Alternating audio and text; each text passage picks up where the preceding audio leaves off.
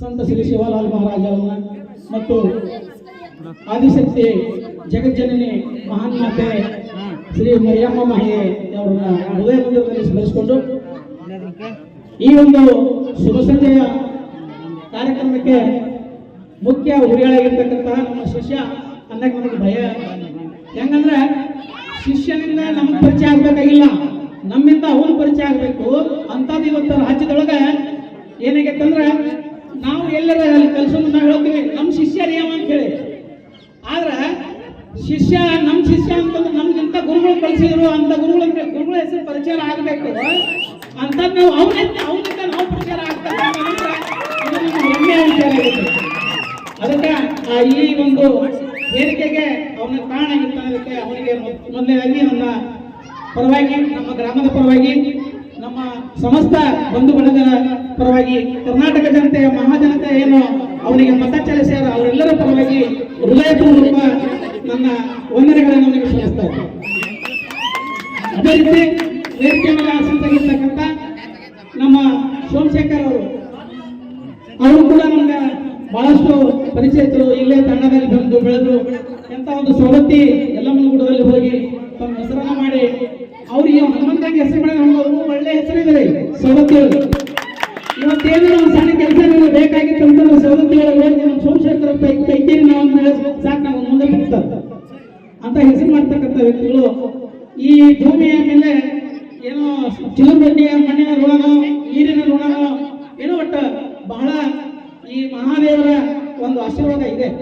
ಹಾಗಾಗಿ ಇಲ್ಲಿ ಎಲ್ಲ ಜನ ಹೆಸರಾಗ್ತಾ ಇದ್ದಾರೆ ಅಂತಕ್ಕಂಥದ್ದನ್ನು ಹೇಳಿ ಅವ್ರಿಗೂ ಕೂಡ ನನ್ನ ಪರವಾಗಿ ಹೃದಯದ ನಮಸ್ಕಾರಗಳು.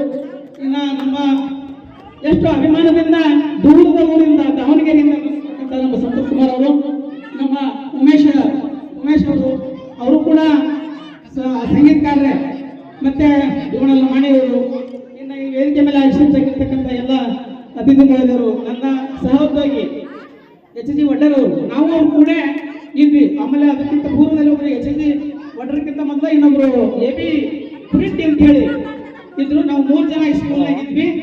ಅವಾಗ ನಮಗ 1ನೇ ತರಗತಿ ದಾಖಲಾಗಿರ್ತಕ್ಕಂಥ ಈ ಒಂದು 1 ಮತ್ತು 2 ನಲಿಕಲಿ ಪದ್ಧತಿ ಅವಾಗ ಇತ್ತು. ಅವಾಗ DPP ಯೋಜನೆ ಒಳಗ 1, 2 ಕೂಡಿಸಿ ನಾನು ಕ್ಲಾಸ್ ಮಾಡ್ತಾ ಇದ್ದೆ. ಆ ಕ್ಲಾಸ್ನಲ್ಲಿ ಇರ್ತಿದ್ದ. ಆಮೇಲೆ ಮುಂದೆ 3ನೇ ತಕ್ಕ ನಮ್ಮ ಕರಾಟೆ ಸರ್ ಇರ್ತಿದ್ರು. 4, 5ಕ್ಕ ನಮ್ಮ ವಡ್ಡರ್ ಸರ್ ಅವರು ತಗೋತಿದ್ರು.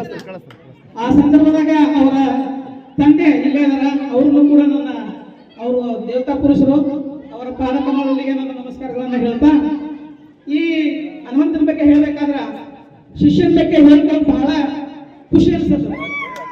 ಅವನ ನಮ್ಮ ಬಗ್ಗೆ ಎಷ್ಟು ಹೇಳ್ಕೊಂತಾನೋ ದೇವ್ರಿಗೆ ಗೊತ್ತು. ನಾವು ಅವನ ಬಗ್ಗೆ ಹೇಳ್ಕೊಳ್ತಾ ಇದೀವಿ. ಮತಗಳ ಚಲಾವಣೆ ಒಳಗ ಏನ್ ಮಾಡಿದೀವಿ ಅಂದ್ರೆ ನಮ್ಮ ಶಿಷ್ಯರಲ್ಲಿದಾರ ಶಿರಟ್ಟಿ ತಾಲೂಕಿನಲ್ಲಿ ಅತಿ ಹೆಚ್ಚು ಮತಗಳನ್ನು ನಾವು ಮಾಡಿದ್ವಿ. ಅಲ್ಲಿ ನಮ್ಮ ಕೈಯಲ್ಲಿ ಕಲಿತಕ್ಕಂಥ ಮಕ್ಕಳು ಯಾರೋ ಒಬ್ಬ ಅಪರಿಚಿತವ ನಮ್ಮ ಬಾಜು ಬಂದು ನಿಂತಂದ್ರೆ ಸಾಕು, ಅಂಕಲ್ ಸ್ವಲ್ಪ ಫೋನ್ ಕೊಡ್ರಿ, ಅವ್ರು ಫೋನ್ ಇಸ್ಕೊಂಡ್ಬಿಟ್ಟು ನಮ್ಮ ಹನುಮಂತೂರಿಗೆ ಓಟ್ ಮಾಡ್ತಾ ಇದ್ದಾರೆ ನಮ್ಮ ಮಕ್ಕಳೆಲ್ಲ. ಬಹಳ ಖುಷಿ.